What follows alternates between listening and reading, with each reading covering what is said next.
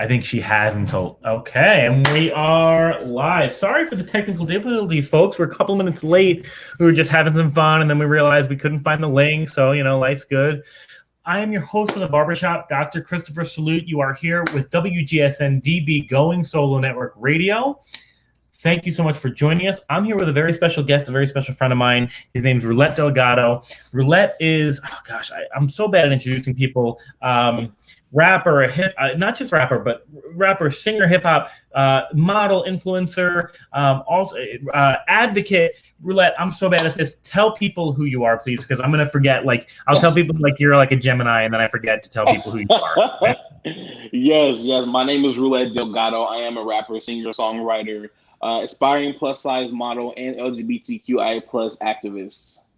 Absolutely awesome. So while we're just getting going on this, me, I'm just sharing it with some folks in the group. So please bear with me. I'm not looking at you, Roulette. It doesn't mean that I don't love you.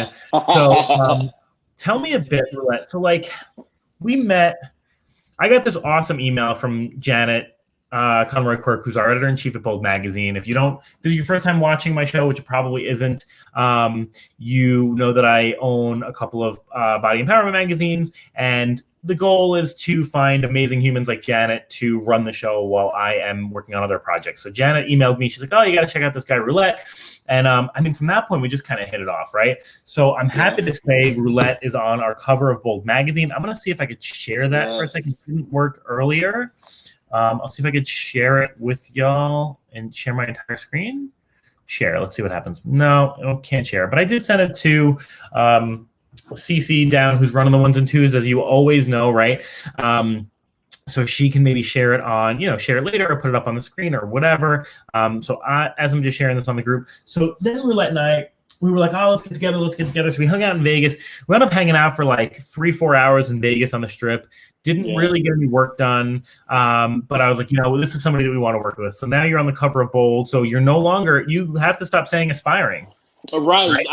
I know. I'm so used to saying it that I always say it, but now I have to drop the aspiring because I am a plus size model. Exactly. We're now a model.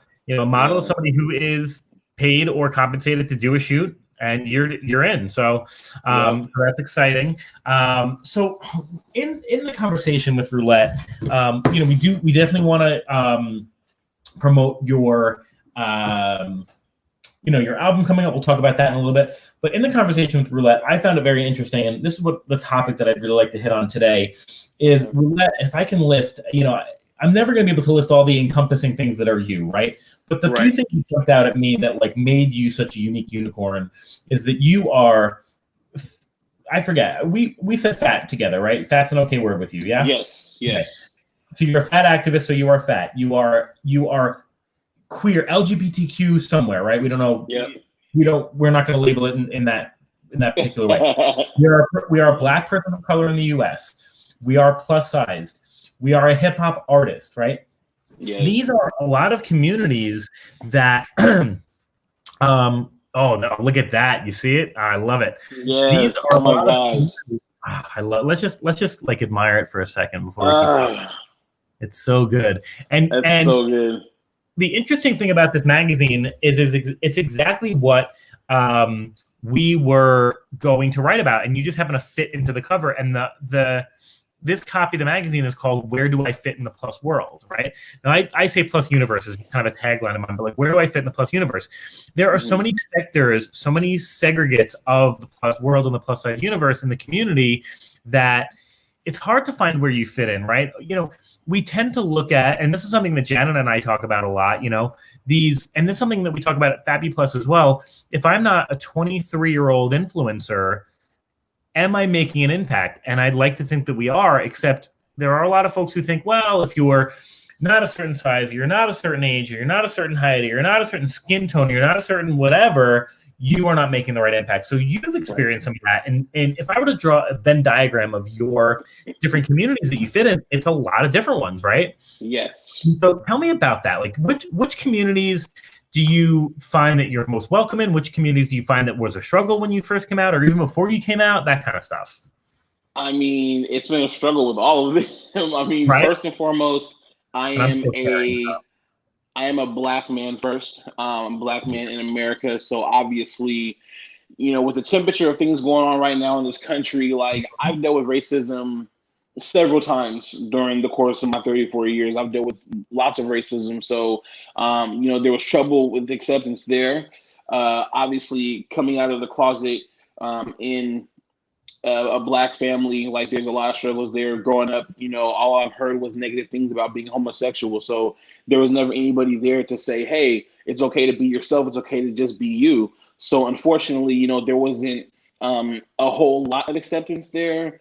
Obviously, I have my friends and people who really love me, who accept me for who I am, but I was met with a lot of hate, a lot of negative comments, derogatory comments towards me for being who I am. So there's that. Coming out in the gay community and being, a bigger person and being plus size, I dealt with that as well, because in the gay community, if you don't have a 6-pack abs, or if you're not a white cis male, it's like you don't belong, and you deal with those things too. There's racism in the gay community as well. So, and then, racism, and then dealing with body shaming in the gay community, being a rapper, there's that community, being a musician, coming out as a rapper, you have people who don't believe that you can be a rapper and be gay because you're not real enough. Rap is very hyper masculine. Hip hop community is very hyper masculine, very male driven. So unfortunately, you deal with homophobia there a lot. There's a lot of homophobia in the rap community. In my town in particular, we are about 2 to 3% African American here. So it's small, but there's a lot of people. And so I dealt with people who did not want to work with me, people who did not want to be seen with me, be in videos with me, do shows with me. They would book me for shows, things like that. So it just kind of felt like a lot of people turning their backs on me. People who I worked with prior to coming out, they treated me a certain way. So I pretty much had to go back to the drawing board and rebrand myself. And when I did, it was like this freeing, this whole new mission, this whole new person. And I became, it was like a caterpillar turning into a butterfly, literally. Like I changed everything and I became the real me. And that's what attracted all my new fans, which is Gato Gang, hashtag Gato Gang. Everybody who supports me now, all my followers, that's what attracted them. And I'm happy in that regard now. Love it. Absolutely love it. And just so you know, I'm listening to everything you're saying. I'm getting you as many I'm like getting you as many watches as I can right now. So awesome. I'm loving it. Just in case you don't think I'm making eye contact, we're starting a watch party. We're doing this. How do I invite people to this thing? I will figure it out later.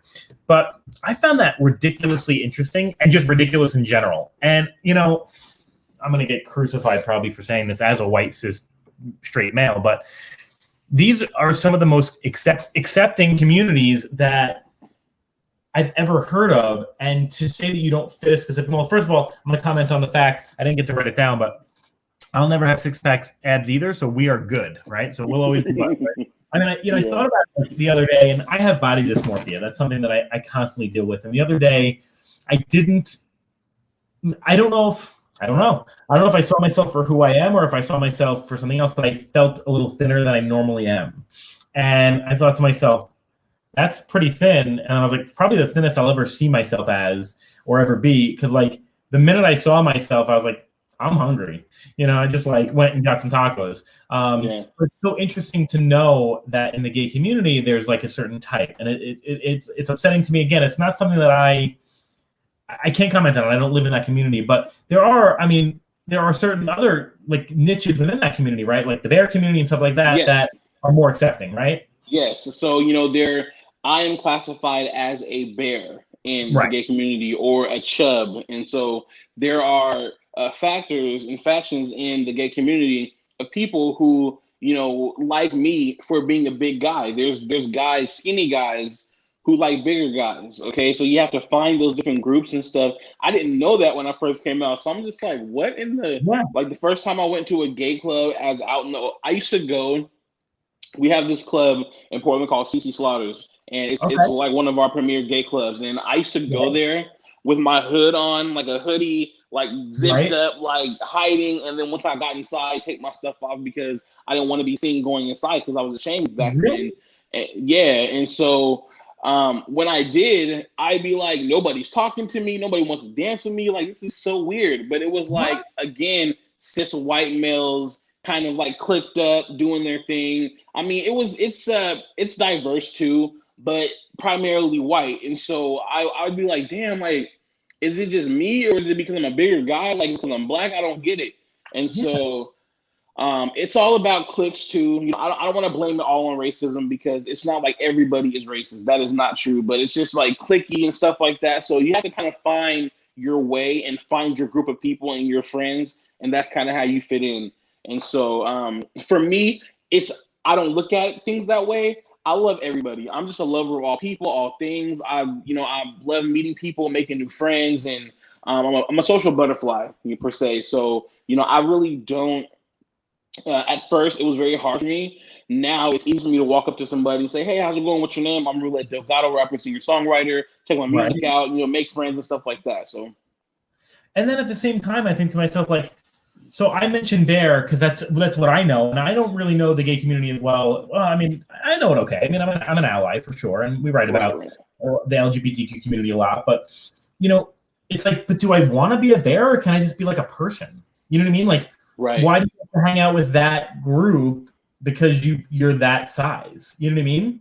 Exactly. It's like, I would say one of the things one of my very dear friends, somebody that I work with as well, she is queer and she's plus size, and I remember saying to her, like, you're totally my people, and I messed up in not telling her that I was not gay or queer, and so we were just like hanging out having a drink one night, and she's like, wait, you're not gay? And I'm like, no, I just like, you're my people. Like people. I feel I can hang out with a plus size person and feel totally comfortable because I've had body dysmorphia, I've been fat, I've dated plus and fat women, I've had eating disorders. Like they get that stuff, right? Now, do we share everything? No, because I can walk into most rooms and I'm a little bit more straight size, right?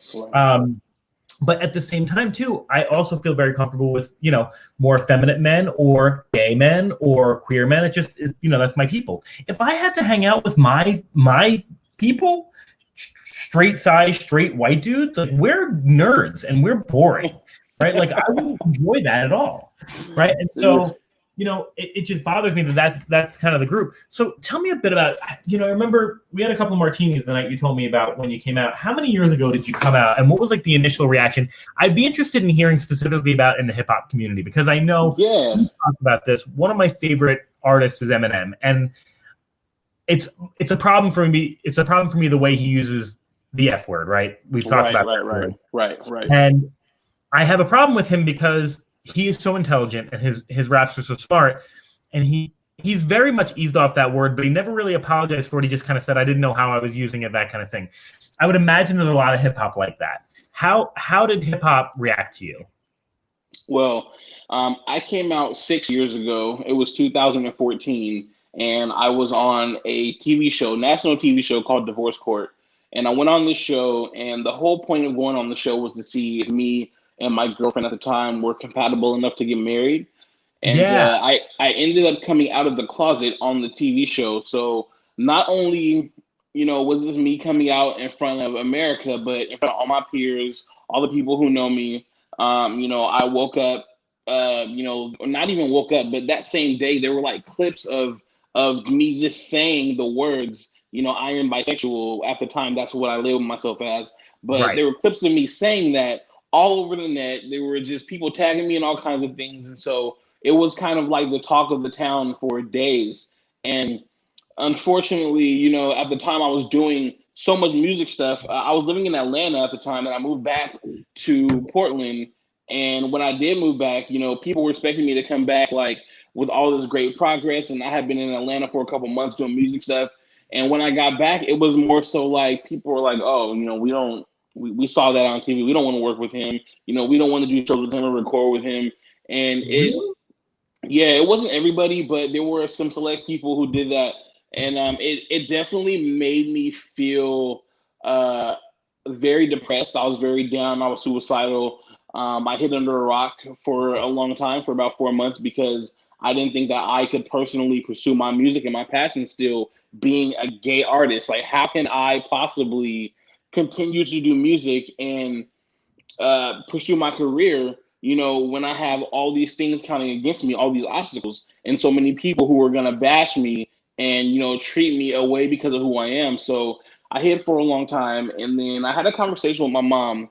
She passed away about 2.5 years ago, and before she passed, we had this conversation right after I came out, and she said, you've been doing music for so long, and you've been in this lane for so long that you can't give up now. You have a lot of people who still depend on you, and now you have a whole new demographic and a whole new type of person who can benefit from who you are and what you're doing. My mom wasn't always very accepting of people who were homosexual. I heard her say the F word several times when I was a kid. Like, I dealt with that growing up, so it was hard for me to even want to come out to her, right? But my mom had the biggest heart, so no matter what, she loved everybody. She helped everybody. So, even though I was scared, it brought us closer together, and she just had this message for me, and she allowed me to be myself. She accepted me for who I am, and she gave me that push I needed to get out there and go tackle this lane that I'm now in and being who I am. And because of her, my confidence in that lane is so strong and so great. I love that. So, I mean, there are so many. Normally, I'm taking notes, but there are like too many similarities. I think between the two of us, from being ostracized in multiple communities, to the suicide as well, potential suicide, to even familial support. My family had originally was like, what's with this, like, we don't say fat in my family because it's a bad word apparently. They're like, what's with this big girl thing you're doing? You know what I mean? And then it was like all of a sudden, like, I was like, this is not a thing. Like, this is really a movement that I'm in front of, and I'm charging up and that kind of stuff. And so eventually, there was a lot of support there and a lot of love. And so really a lot of interesting stuff that you mentioned. What I think is so interesting, you come out as homosexual or queer, whichever you decide, right? Yeah. And it's like, people don't want to work with you. All right, if we didn't work with gay artists, like, we would have no music, right? Like, there would be, or at least like, it wouldn't be as good as it is, right? Like, you're talking a good 20 or 30% of like the best music that's been out there, or more, depending on where you consider good music to be, right? Yeah. Which is really interesting.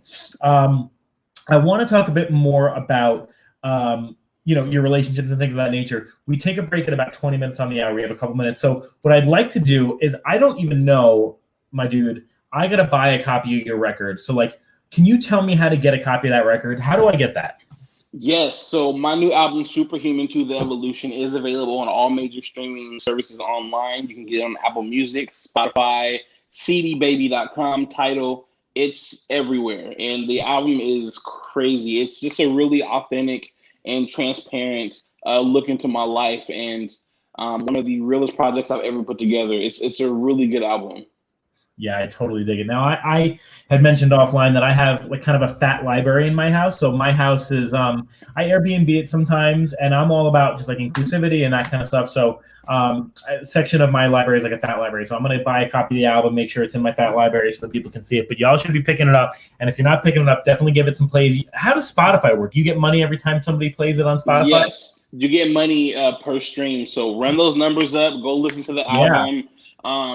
I guarantee you there will be something on there for you. There's love, heartbreak, friendship, fun, parties. Like, there's literally something for everybody on this album. And it's just something, it's a piece of work that you can play back to back. It's just literally something for everybody. It gives you my life story, all of it. So. And this was your first solely R&B album, right? Like, not really a rap album. Yeah, this is my first R&B album, and I wanted to do an R&B album for a long time because I do rap, pop, R&B, and alternative. And this is my first time really taking the chance, taking the leap, and really putting together an album that's all singing. And there's some hip hop flair and so a lot of '90s R&B influence on there, but it's primarily R&B, and it's really like soul touching. It's a good project. I love it. When you say it's got something for everybody, it reminds me. Do you ever watch this guy Stefan on SNL back in the day? I don't remember.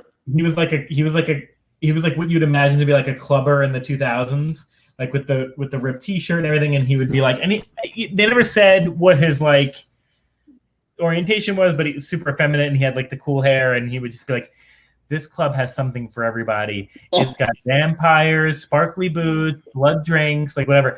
Like there's been a lot of memes that like are quoting him for 2020. Like 2020's got something for everybody. Oh gosh. We've got COVID. We've got weird presidential debates. We've got all these different things. Which I mean, in essence, you got to laugh about it once in a while, but not too much. Yeah. So definitely pick it up. It's something for everybody. Superhuman 2, the Evolution's now available. Yes. Spotify, Apple Music, all the streaming services. With that, we're going to take a quick break. And if this is your first time joining us, if you are one of Roulette's fans, we literally are silent for about 20 seconds. This show will air sometimes in Florida, and in order to pay some bills, they will put on some ads in the middle at the 20-minute break. So we're just going to stay silent for a second. Talk amongst yourselves. You won't hear us for a moment. Okay, we'll be right with you. This is WGSN-DB, Going Solo Network Radio. I'm your host, Dr. Christopher Sloot, with Roulette Delgato, talking about coming out and its impacts on the various communities that Roulette has lived and served in. All right, we'll be right with you. Thanks for watching The Barbershop.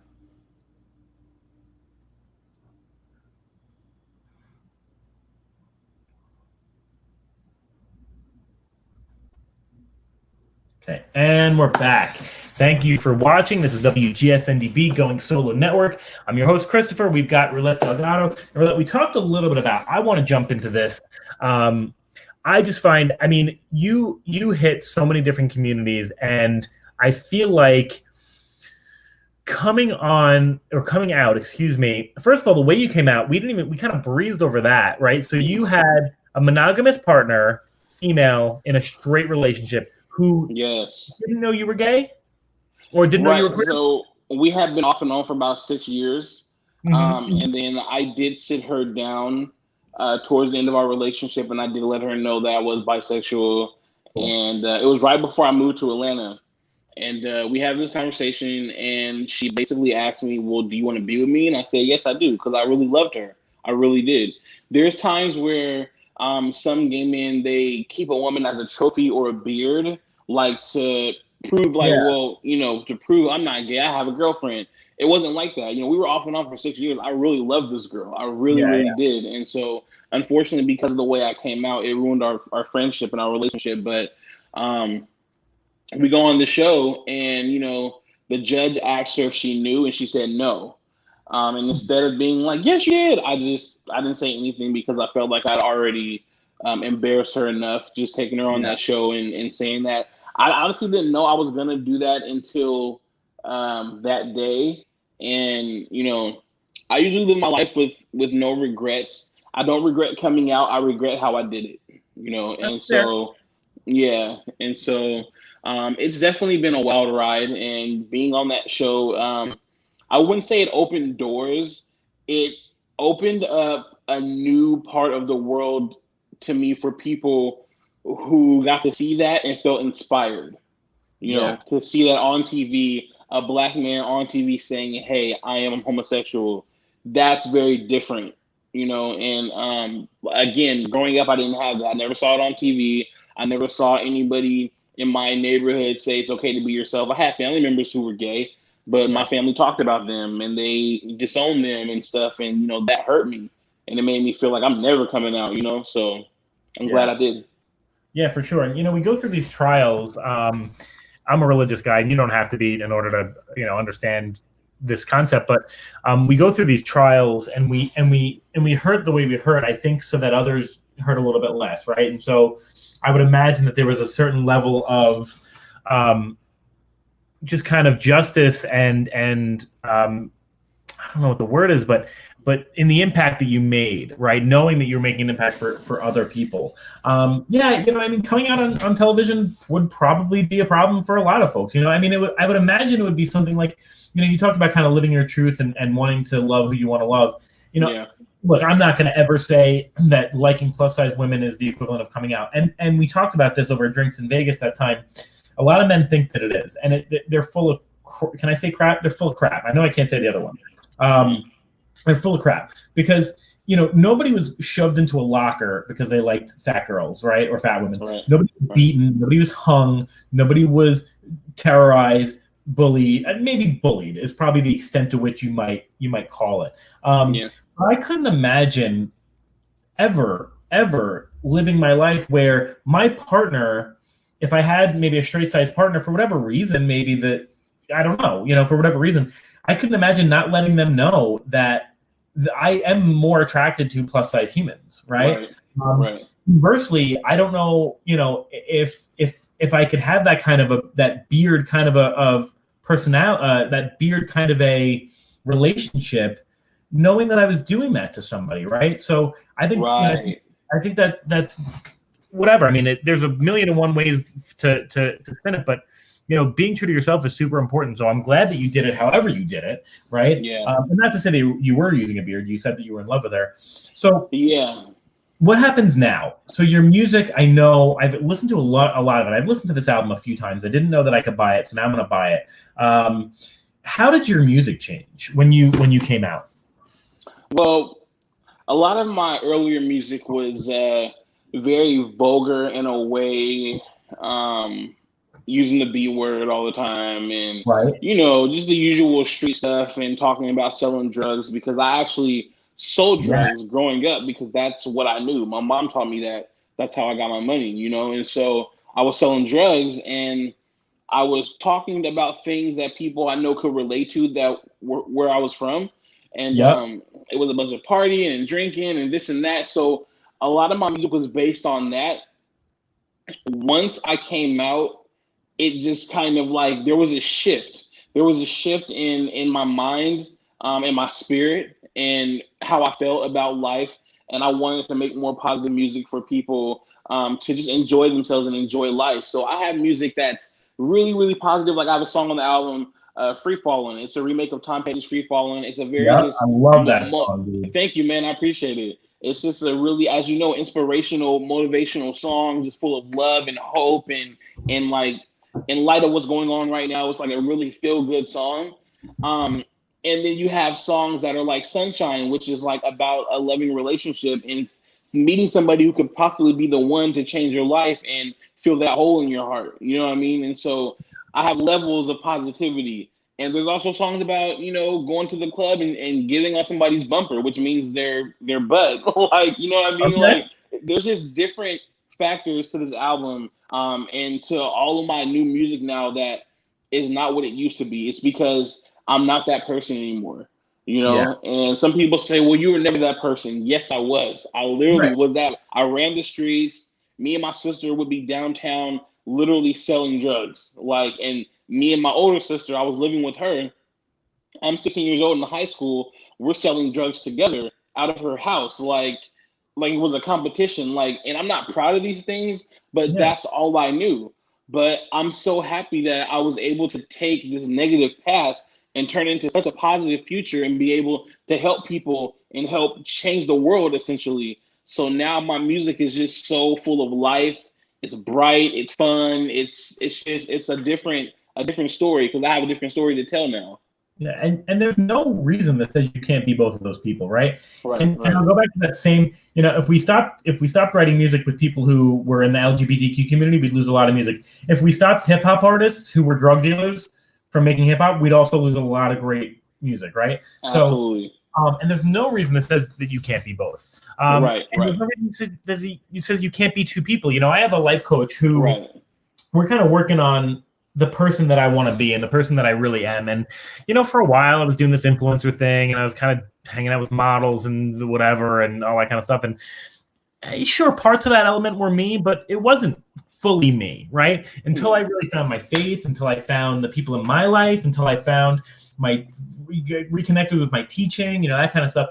That's who I am. But it doesn't mean that those years of my life weren't lived. It just means that they were different, right? So tell me a bit about, I want to get back to this for a second. So you had mentioned that you're in a part of the Pacific Northwest that is very, super white. It sounds like, right? You said 2 to 3% minority, 2 to 3%. It's very white. Yes. Yeah, super white. And it was funny because you're like, oh, here's a couple people on my label. They're like my family. Like, cool. I'm expecting to see some like black dudes. Like, No, a bunch of white dudes like hanging They're out. all Like, white. look like me. But Yeah. you know, I'm sure they could rap way better than I can. So how was that growing up, and how does that impact? Here's my problem in hip hop, and I will be honest, and we talked about this when you hung out with me in Vegas, but I'm not a huge, there's very few and far between hip hop artists now that I love, but just because I just think hip hop has changed, and I don't know if it's for the better or for the worse. For me, it's not my style anymore. Right. But I have been a fan of hip hop on and off for the past 35 years. And my problem is, it's like, oh, they're the best white rapper, or they're the best blah blah blah rapper. Like, I would imagine that the style might be different growing up in a in a majorly non-minority place. Like, how did that impact your style? Well, I mean, where I grew up at, Northeast Portland and North Portland, that is where the 2% pretty much lived. Okay. That is where the minorities live. So I grew up around a lot of Black people, you know, through middle school, through or elementary school, through middle school, and even through high school. I went through a primarily Black high school, right? Gotcha. And so I got to live in that culture, and I got to experience, you know, all the things that come in Black culture, and the amazingness that it is, because, you know, Black culture is so copied, and one of them, and hip hop is one of the most copied genres ever. And so I got to live in all that, but I did get to experience racism in different areas too. Never really in my own neighborhood. More so when I travel outside of my neighborhood and go different places, I would experience racism, because we're kind of like in this little pocket, right? Now with gentrification, we're kind of all over the place, and they try to put us in different areas in Portland. But I definitely, it impacted me in a way where I was able to have my experiences, talk about them in my music, and make them relatable for people to truly understand. Because I was a runaway at 12 years old, and one of my songs talks about that. And, you know, people can relate to that, whether you're white, Black, you know, Mexican, Chinese, doesn't matter. You can relate to that, because a lot of people have been runaways. A lot of people have been in foster care and have dealt with, you know, physical, mental, sexual abuse in foster care. I went through all that. You know, my music is relatable to everybody, and because of my surroundings and where I grew up at, that's why. Right. No, that makes a ton of sense. And I mean, I remember we talked about this too, like the PNW, like the Pacific Northwest, like not, you know, at that point, not being like a center for hip hop, you know what I mean? Like it wasn't like, you know, when I think about like different hip hop cities, right? And again, I'm a casual hip hopper at best, right? Maybe in the 90s, a little bit more, right? When, you know, Tupac and Biggie and Nas and Jay-Z were, you know, were huge. But when I think hip hop, I think, all right, East Coast, you know, New York City, definitely, you know, LA, San Diego, that kind of, you know, SoCal. I'm definitely thinking Detroit. I'm thinking Atlanta. I'm thinking Miami, right? PNW doesn't come to mind, but you are part of a small group of folks who are kind of making it a bigger, you know, a bigger city. So, like, what are the challenges? Oh, absolutely. You know, like, I think about this, you know, if I were to say, I don't know, like if I were to say, you know, I'm a business owner and an entrepreneur and a networker and these things, and they go, oh, where are you from? Like, I would either have to say LA, New York, Chicago, right? If I say Vegas, they're like, oh, so you're like, what are you, like a drug dealer? Are you a hustler? Like, what do you do, right? Like, they don't get that, like, Las Vegas can be a business. So are those challenges that you face, and how do you overcome those as you're building up this platform? Yeah, definitely sometimes it is a challenge, because we are like naturally the underdogs of the rap, the entire rap community of the United States, and like just in general, we're like the underdogs here in the Northwest. But we produced, you know, we've given rap in the rap community people like Sir Mix-a-Lot.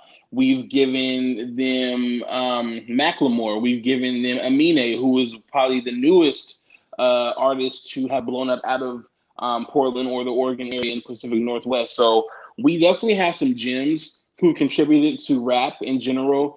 But it's definitely an obstacle, because it's like people aren't really checking for artists over here.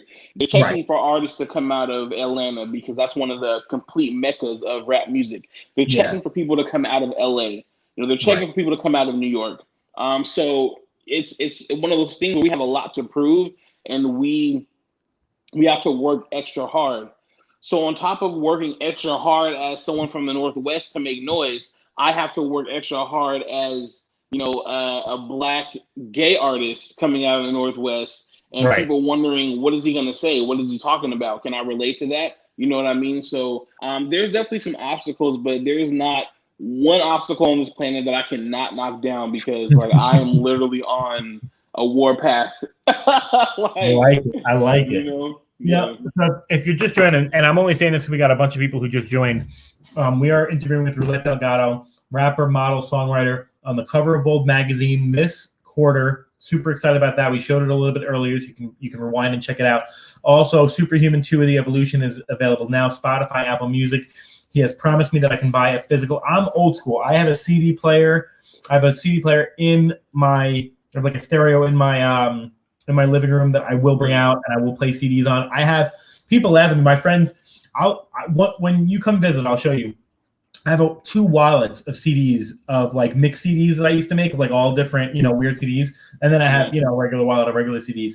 But so we're here hanging out with Roulette Delgato. We're talking about challenges that he's faced in various communities, bringing up those communities. And you said something so interesting just now for people who maybe didn't hear it. I just want to re-say it or reframe it. You are trying to build up a community of the Pacific Northwest, give it validation in the world of hip hop, a community that you struggle to validate yourself within, right? Yeah. So it's like these guys, I'm imagining like people sitting around a table, like Atlanta, New York, even Jersey's got some rappers, right? Like LA, like SoCal, Miami, like all these different spots, right? And they're all sitting around a table, and Pacific Northwest, like, how do we get involved? How do we get involved? And Roulette's like, I got you. And they're like, well, wait a minute, but you're gay, right? Like we need our validation. We want our seat at the table, but not from you, right? Right. Such crap that like these folks are here trying to make it themselves and being told, no, you can't do it because of where you're from. And literally where you are from in your heart and in your soul is stopping you from that, right? Well, has the capability to stop you from that, but you're not letting that happen, right? No, and the best part about all that, is people, just to reiterate what you just said, people, we want to have this seat at the table in rap music in a larger scale, mainstream scale, but just not you, right? And the crazy thing is, I've been grinding and rapping and singing for so long that it's like inevitable, like it's unstoppable, like to the point where last October, I entered a contest to perform at the biggest arena in Oregon, which is where the Trailblazers play. And I worked my way up this ladder. I got the votes, and then I had to compete against 3 or 4 other people in a live showcase. And I won that. I won the whole thing, and I performed in front of 20,000 people, opening for Genuine, E40, Ice Cube, Zap Band, and Baby Bash. And I made a complete statement. And it was, for me, it was just to go. And it was historic because I was the first local rapper of color to perform at the Moda Center on that stage. So it was historic. And the thing is, I've been doing this for so long, you cannot stop greatness. Right. And I am a very humble person. I'm not cocky. I don't, step on people and tear people down. I just do me. But the thing is, you can't stop what's already written and what's in greatness. As my positivity grows, my career and my life grows, and you can't stop what's meant to be, So regardless if people want me at the table or not, I'm going to get a seat at that table. And I have my own table. and I'll decide if you can sit at it. Exactly. So a couple of comments from the watch party. Robbie Helshin says, old school is always the best. I appreciate that for sure. Britta, let's answer this question. Then we'll talk about, here, let me write that down. Pressure from the audience. So I want to talk about, too, we kind of just breezed over this for a second. I was going to bring that up. Brett, you opened for freaking Ice Cube, right? Look, E40, Baby Bad, all those are great. But again, I'm an old school guy. So, Ice Cube is enormous, right? And so I also find it interesting that you have to even qualify and say, I was the first rapper of color to be on that stage. Like, how ridiculous of a city is that? that you were the first rapper of color. Like, no, normally you don't have to say rapper of color, right? You just say rapper. Right. And Well, rapper. the first rapper of color who is LGBTQ. Okay. Yeah. Still, that's awesome. So, I love what Britta just asked, and I think was that the show where you had the pride flag on? Yeah. So she had asked, was there any pressure from the audience, like in that particular moment, to be a certain role? That's a really good question, Britta. And at first, I definitely felt some pressure only because I get nervous before every show I do, regardless of it could be one person, it could be 1,000 people. I'm gonna be nervous until I get on that stage and start doing my music. And so the moment I start walking out, they call my name and I walked out, I was like shaking, like, oh man, this is crazy. And it was only supposed to be like half of the people who were there because they were like still getting people in. And when you're an opener, you don't really get the whole stadium. It was jam packed. So you could look up into the rafters and see people and see lights. And I was blown away, so nervous. But I just got up there and I did my thing like I always do. And it just felt so right and felt so good. I felt a little bit of pressure because the stage is so big. And as a plus size person who is bigger, people know me for like working the stage and having that sportsmanship and that showmanship and really going in. So, having my brother Ryan Reed there, who was my hype man, who completely killed it, he definitely helped me out in that area. But I got to shine so bright. There's a song I have on my album called Body on You, acronym is Boy. And there's a line in the song where I say, coming out my clothes and I'm about to go commando.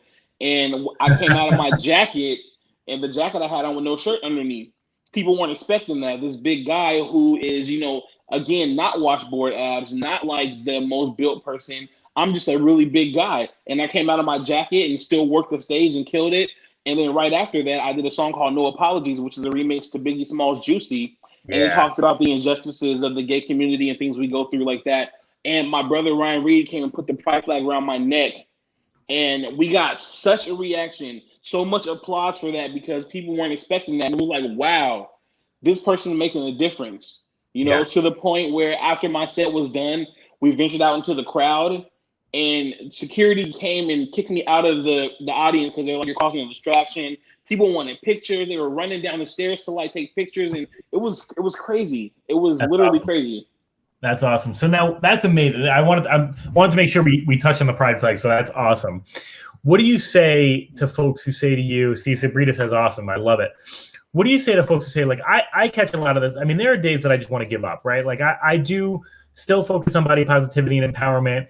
A lot of folks say, no, you can't, like, you're somebody who, you got to represent this particular group of people, white, cisgendered, white males, blah, blah, blah. And, your allies and this and that. And it's hard even for me. And I'm not even, look, I can walk into any country club, any boardroom, any whatever, and I'm going to find 100 people that look like me. So I'm not comparing myself to you in any way. But what do you say to people who say, you are now a beacon for these people? Like this rests on your shoulders. Do you accept that responsibility? Do you say, I'm just me? Like, what is it? I absolutely do. I also say I'm just me because it's literally who I am. And, but taking that role, I knew that that's the way it would be. I call it wearing the jacket. I'm like, you know what? I decided to wear this jacket and I'm going to wear it. And I don't mind being the one to take those blows and be on the front lines because this is who I am. And if I have to, and what I would say all the time is really, I never wanted to be an activist for LGBTQ because I never saw myself out marching and doing all these things. But if being myself and using my music to help people makes me an activist, then I'm an activist. And that's just the way it is. So, I don't mind wearing this jacket. I don't mind taking those blows and being that person because somebody has to do it. And at the end of the day, it has to be somebody who is true to who they are. I feel like because of who I am, being plus size, being African-American, being gay, being from the Northwest, I am a rarity. You know what I mean? And I am somebody who has to take this role and sit in that throne and be that person that says, we can do this. And I got you. To all my outcasts, black sheep, loners, runaways, and rebellions, I got you. Like that's just the way this is. Like, and I'll take that. You know. I love it, man. I love it. And I love wearing the jacket. I think that's something that I'm going to steal from you. I'll give you credit, of course, if that's okay. Absolutely. I mean, I just dig it, man. I dig the whole thing. Are there any songs that you've written yet about like bearing that, kind of taking those hits and bearing that burden? I'm trying to think of your last album, and I don't remember any specifically about that, but maybe I didn't listen to it in depth enough. Yeah. So my song "Put Me in the Ring," which is number 2 on the album. Yeah. It's very metaphorical. Mm-hmm. But I talk about how, I have this Tyson fight and I gotta fight this battle, and I drove my city crazy when I released this info, and it's very metaphorical, but you gotta kind of listen to it to hear what I'm saying. There's that song. Body on You kind of talks about, obviously not hitting the gym enough, people saying I'm not slim enough, things like that.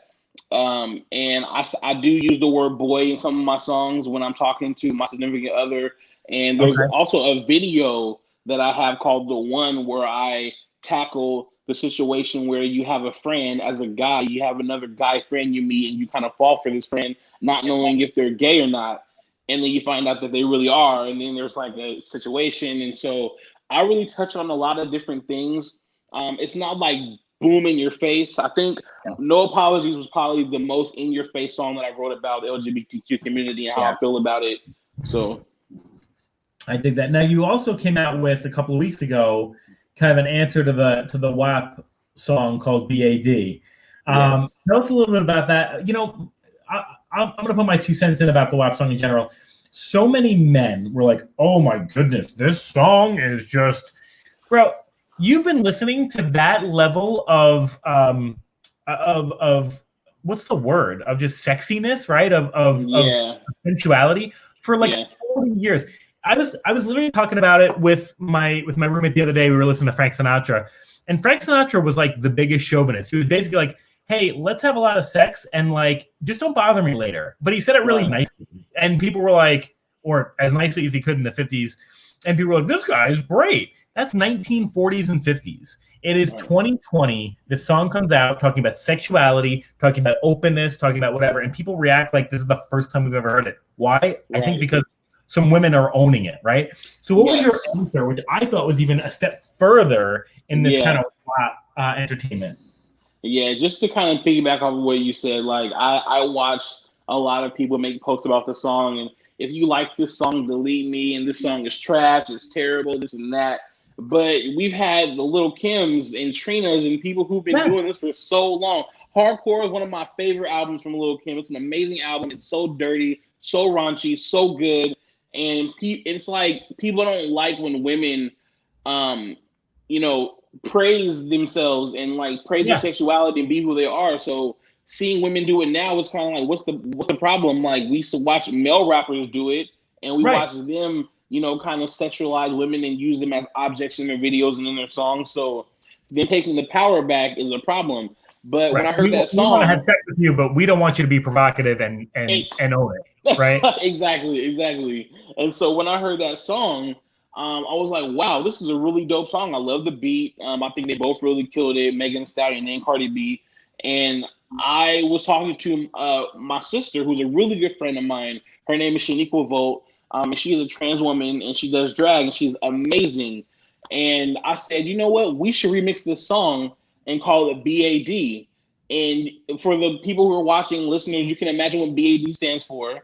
And so I decided we wrote this song, and it's very, very, very, very sexual. And I talk about sex from a man's perspective with another man. And so a lot of people weren't ready for that, but it doesn't matter because I didn't ask anybody to get ready. I wrote the song for myself and for my community and my people to enjoy, because we need something like that too. But people aren't used to me talking like that. I don't really share a lot of my sexual experiences like online and stuff. I don't talk dirty like that, but this is the first time they've heard me talk like that, and it's dirty and I love it. So it's just one of those things where, you have to, either you really like it or you really hate it. And either way, I don't care. So, No, I feel it 100%. So we got to wrap up. I know that we started a little bit late, but CC's on the ones and twos, making sure that we are staying on point. Couple of quick things that we want to mention, right? Roulette Delgato was our guest tonight, rapper, model, and so we got to stop saying aspiring now, because Roulette Delgato, you could see him on the cover of Bold magazine, which is this October's issue. You can check one out at boldzine.com. Pre-sales are going on right now. Should be hitting the printer real soon. Should be out to you real soon. You can subscribe, get him and some other great magazines. But we also want to talk about Superhuman 2: The Evolution, right? So you can find that on Apple Music, find that on Spotify. I'm going to buy myself a physical copy because I've been, I think, wearing out my Spotify button, right? So now I didn't ask for your consent on this particular question, and I always do, and I apologize, and I hope it's okay with you. And let me explain to you what this question means.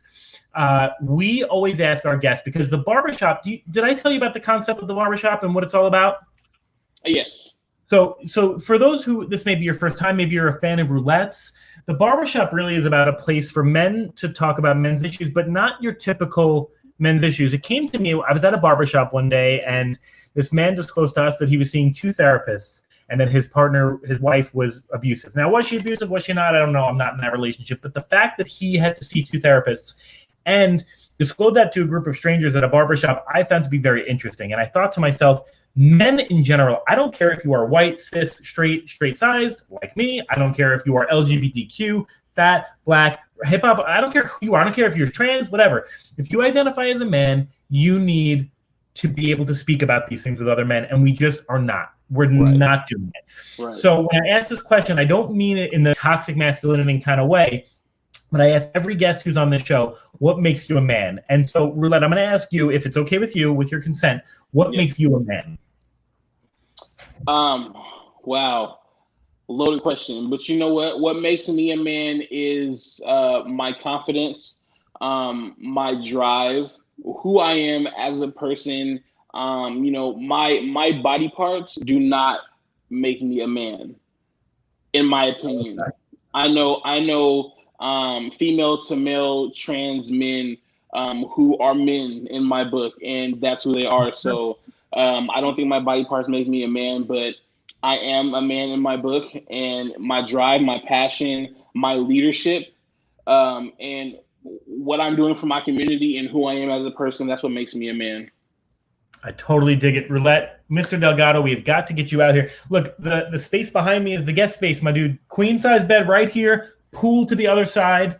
Okay, we gotta get together. We gotta collab on some stuff. Okay. I'm coming down, bro. I'm coming back. Awesome. I appreciate you. I appreciate you. Thank you so much for coming on the show. That was Roulette Delgato. Roulette is on the cover of Bold magazine. He has also got his Superhuman 2 Evolution, rapper, model, not aspiring model, songwriter. Yes.